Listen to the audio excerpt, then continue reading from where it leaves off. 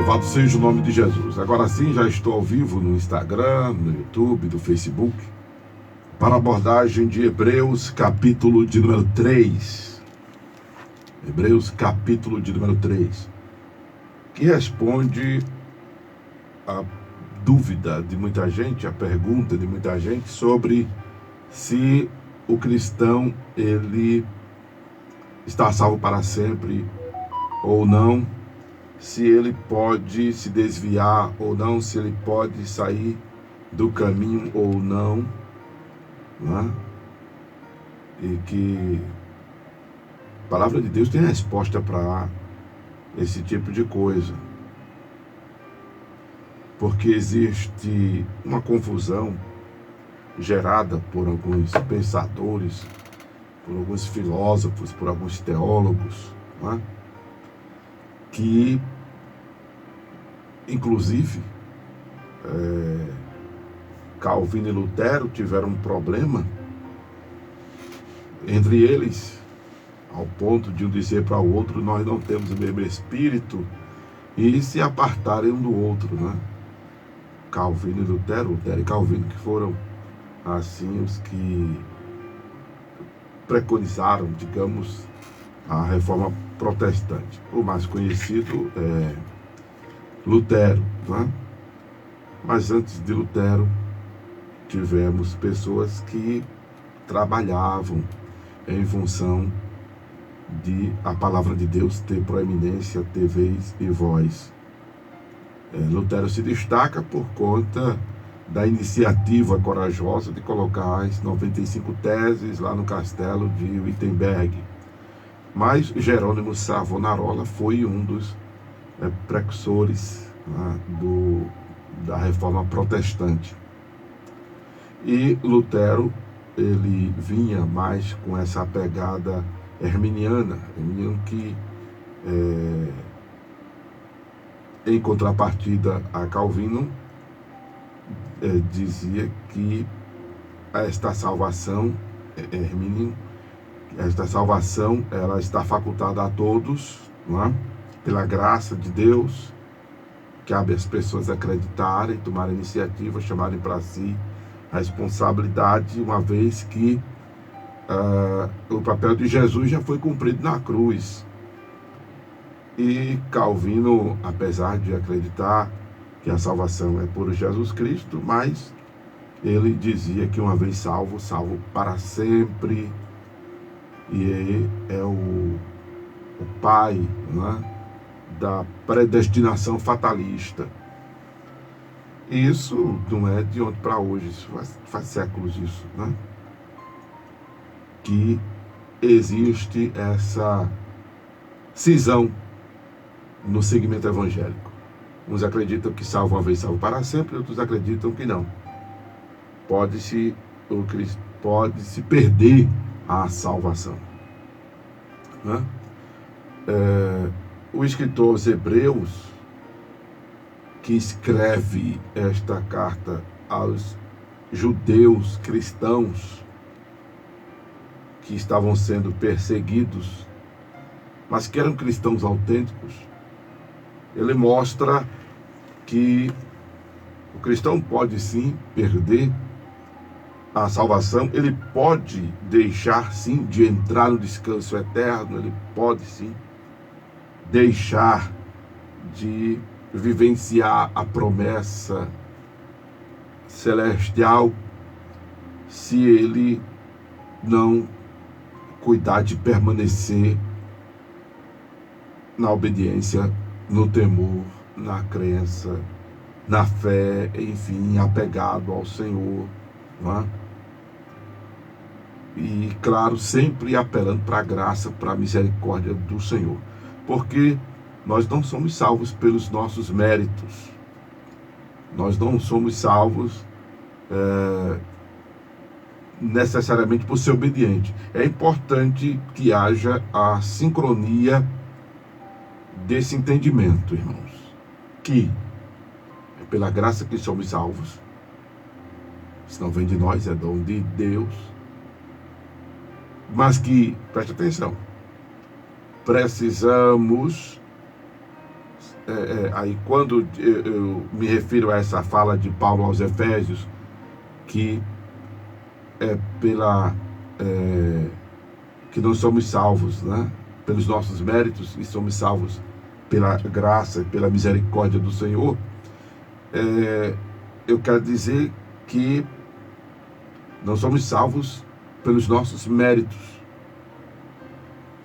mas por sermos obedientes. Mas a obediência, já vimos em 2 Tessalonicenses, ela é preconizada na Escritura Sagrada como termômetro dessa nossa fé, dessa nossa crença, dessa nossa relação com o divino. Então, a questão da chamada obediência não é legalismo, né?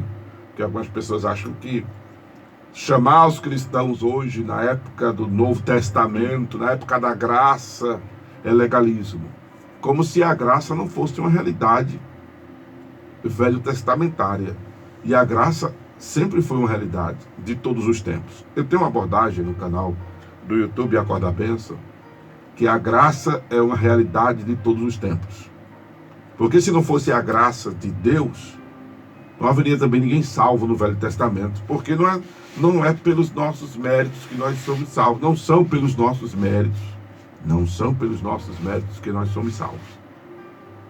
Entende? Não adiantava ser apenas descendente de Abraão. Não adiantava ser apenas circuncidado. Não adiantava só obedecer a lei. Tinha que andar em sincronia esses três princípios.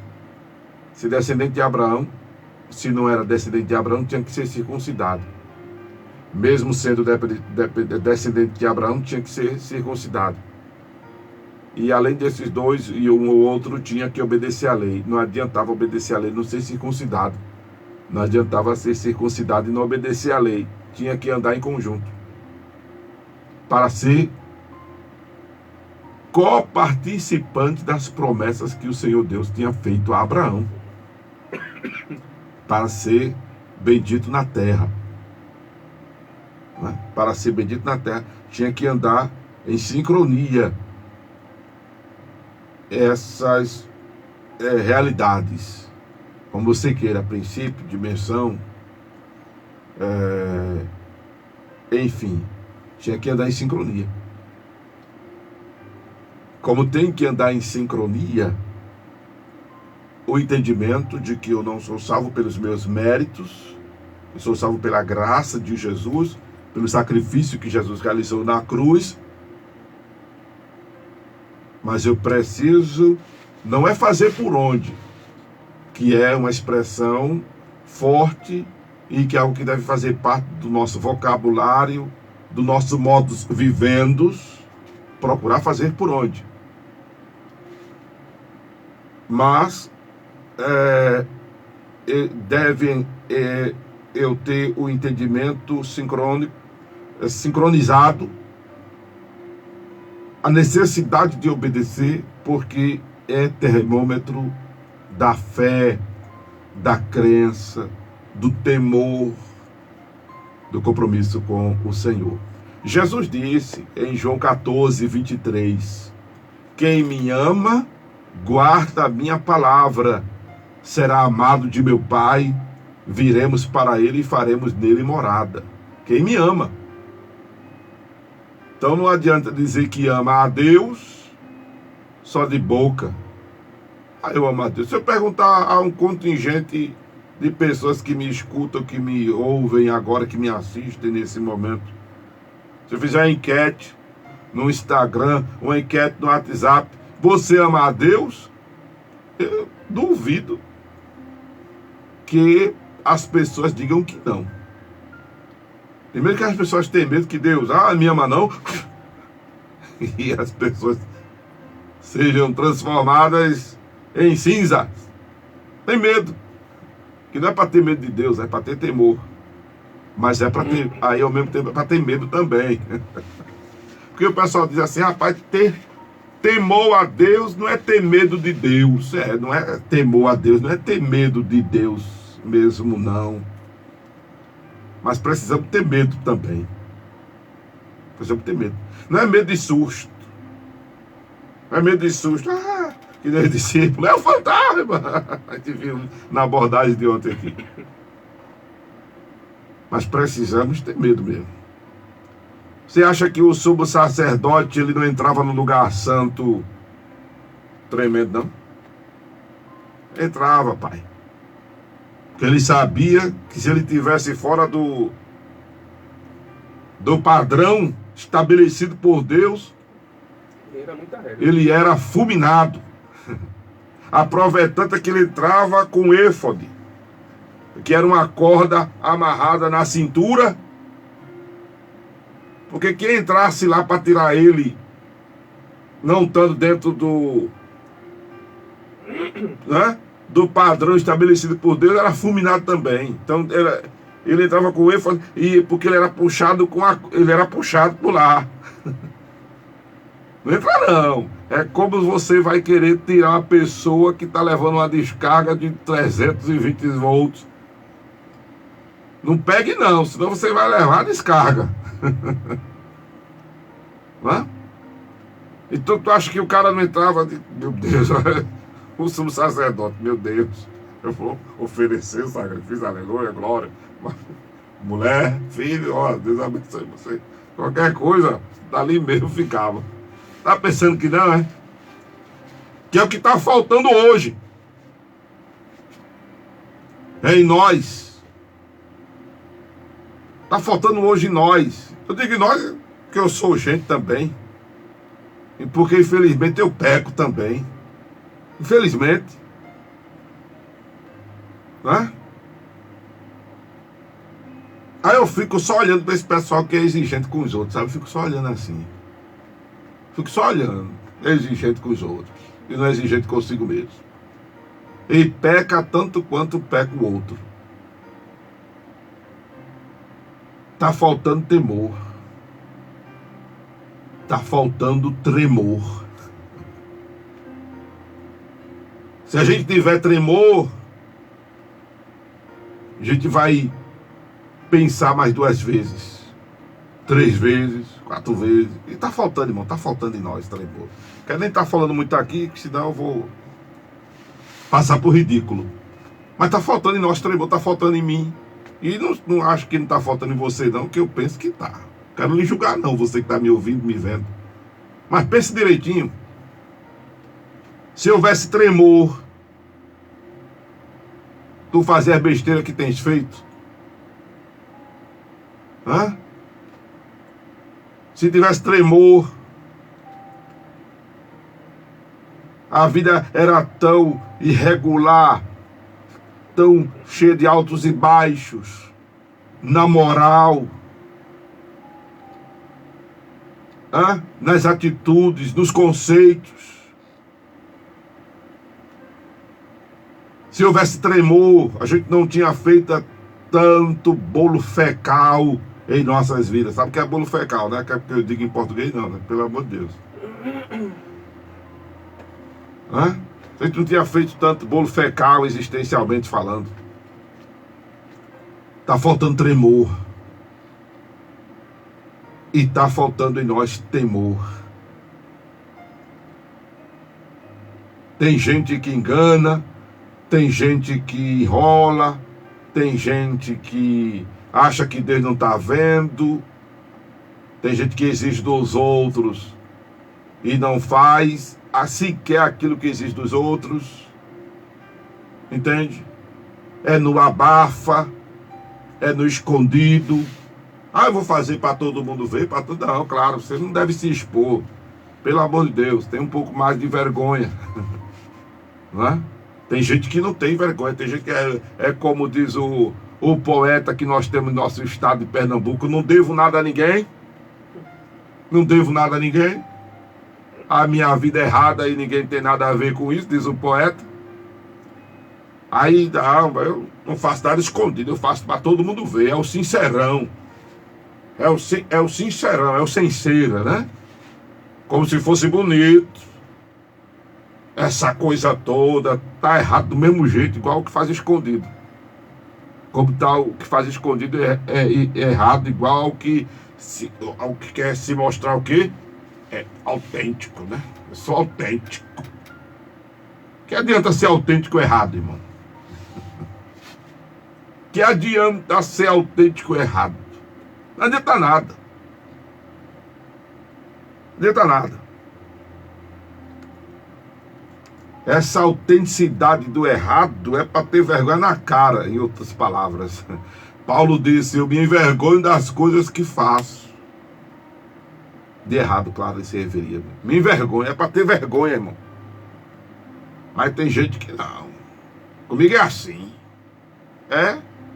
Pois com essa foiteza todinha que você tem, se você se converter, você vai pro Beleléu. Com essa foiteza todinha que você tem, se você não se converter, você vai pro Beleléu, você não vai entrar no repouso do Senhor. Mas tu é para fazer escondido, aí eu estou dizendo isso. Estou dizendo que está errado também. Só quer dizer que essa suposta coragem não é bonito, não. É para ter vergonha. Para ter vergonha. Entende? Aí porque tem pessoas que dizem assim, mas quem faz escondido não tem temor de Deus. Tem temor dos homens. E quem faz para todo mundo ver, tá certo, é? Não tá certo. Tá tudo errado. Tá tudo errado. Não é? Pois bem, o escritor aos Hebreus, ele se dirige aos irmãos como santos, participantes da vocação celestial, exatamente para nós termos a ideia que ele está se direcionando a pessoas que são compromissadas com Deus, compromissadas com a palavra, porque ser santo é ser separado do pecado. Ser santo não é ser divinizado. Ser santo não é para ser adorado. Há alguma instituição aí religiosa que vive beatificando pessoas, né? Santificando pessoas. Ninguém é santo depois que morre, é santo em vida. Amém? E ser santo é estar separado do pecado. Existe a santificação por abstinência e a santificação por purificação. Os elementos que proporcionam santificação para nós: pela abstinência, a palavra de Deus. Você lendo a palavra, obedecendo a palavra, você se santifica, porque você se distancia do pecado, você evita o pecado. E a santificação por purificação, por remediação, que é através do sangue de Jesus. O único elemento que nos purifica dos nossos pecados é o sangue de Jesus. A palavra nos afasta do pecado e o sangue de Jesus nos purifica do pecado. É o único elemento que nos purifica de pecado, é o sangue de Jesus. Os irmãos para quem é dirigido esta carta aos Hebreus, eles são pessoas compromissadas, santas. Porém, não diferente de nós que sofremos ataques constantemente, sofremos ataques todos os dias e o dia todo em nossas vidas. Mas nós temos a palavra.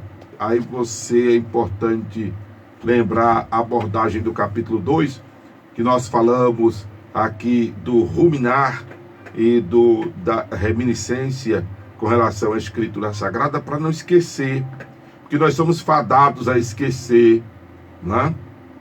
E aqui o escritor aos Hebreus, ele chama a nossa atenção para que nós nos lembremos do que fora dito aos filhos de Israel, e o que fora dito recentemente por Paulo em Coríntios. Eu digo recentemente, né? Porque até nesse sistema de abordagem da palavra que eu tenho trazido aqui para a nossa programação, considerando que Hebreus foi escrito em meados dos anos 67 a 69, não é? Recentemente eu terminei o livro de Coríntios. E a carta de Paulo aos Coríntios, ela é datada de 55 a 56. A diferença aí aproximadamente de 10, 13 anos. Querendo ou não, estamos perto dos livros, dos momentos históricos, até dos momentos das abordagens aqui. Porque fazem 3 meses que eu venho aqui na Rádio Tamandaré fazendo a abordagem do Novo Testamento. Então, vimos que essa é uma expressão encontrada em Coríntios 11, não é?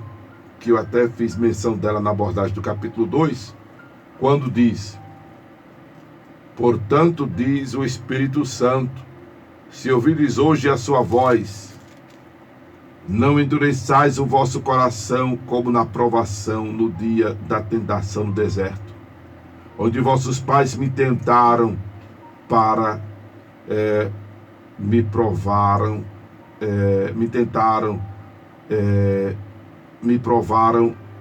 e viram por 40 anos as minhas obras. Por isso me indignei contra esta geração e disse: estes sempre erram em seu coração e não conheceram os meus caminhos. É uma pena que um equipamento que eu estou usando, ele está querendo me deixar na mão aqui, porque exatamente não pegou carga durante o momento que eu coloquei para isso. E eu estou sem o carregador aqui e eu penso que eu vou perder essa transmissão. Mas vamos até onde der. Em nome de Jesus. Amém? Eu vou ocupar, pelo menos acredito que tenho carga para uns 6 minutos aqui. Mas em resumo, eu volto a essa abordagem de Hebreus 3 em outro momento.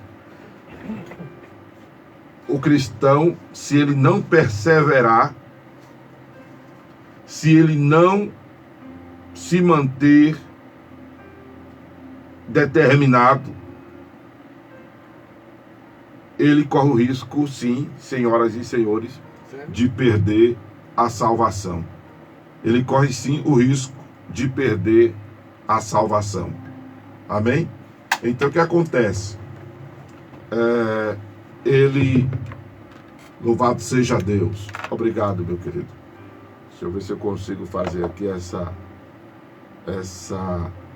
esse procedimento, para não aparecer minha mão aqui para o pessoal do YouTube. Glória a Deus. Né? Louvado seja o nome de Jesus. Então, o que acontece? Se o cristão ele não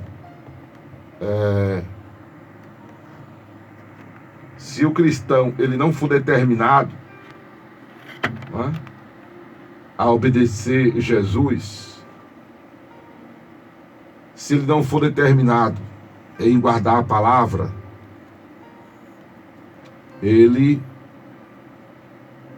corre sim o risco de perder a salvação, porque ele tem que ser obediente a Deus. Né? Ele tem que ser obediente ao Senhor. Aleluia. Infelizmente, a nossa tentativa está sendo frustrada aqui. Mas a gente volta a essa parte de Hebreus, porque é um assunto que vai estar sendo seguido em nossa fala, não é? Eu quero só que você entenda o seguinte, para terminar essa abordagem do momento, que não é salvo uma vez, salvo para sempre, não. Tem que estar se mantendo vigilante, tem que se manter compromissado, tem que se manter atento, não é? E não cair na tentação de se rebelar contra Deus, porque tem muitas coisas, olha, irmão, nada justifica quem se desvia, mas tem muita coisa que acontece para tirar a pessoa da presença. Eu penso que tem muita coisa acontecendo para tirar você da presença nesta hora. Tem muita coisa acontecendo para tirar você da crença, da fé. Mas eu quero terminar essa abordagem dizendo a você: persevere. Persevere. Amém? porque faço das palavras de Paulo as minhas palavras para você nesta hora. Que as aflições do tempo presente não se comparam com a glória que em nós há de ser revelada. Amém? Que Deus abençoe a todos, em o nome de Jesus, em o nome de Jesus.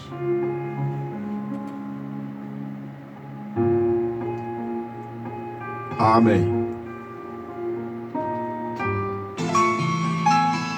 Momento de oração. Vamos falar.